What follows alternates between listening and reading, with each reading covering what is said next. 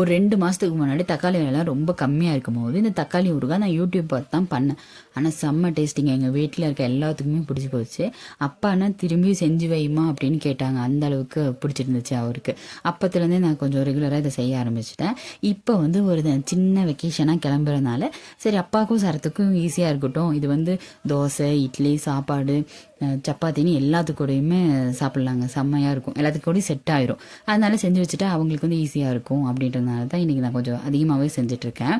இது ஃபஸ்ட்டு தக்காளி குட்டி குட்டியாக அரிஞ்சு வேக வச்சுக்கோங்க. நான் பெருசு பெருசாக அரிஞ்சிட்டேன். ஏதோ யோசனையில் ஏதோ அர்ஜென்ட்டில் அப்படி பண்ணிட்டேன்னு நினைக்கிறேன். அது வேக கொஞ்சம் டைம் எடுத்துச்சு.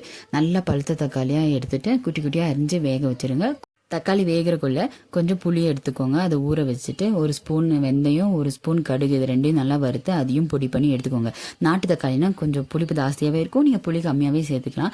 தக்காளி நல்லா வெந்து தண்ணியெல்லாம் சுண்டுனதுக்கப்புறமா இந்த புளி தண்ணியும் ஊற்றி அதுவும் நல்லா வெந்து தண்ணி சுண்டுனதுக்கப்புறம் தக்காளி நல்லா ஆற வச்சுட்டு அதை ஒரு மிக்ஸி ஜாரில் போட்டு நல்லா பேஸ்ட் ஆக்கிக்கோங்க.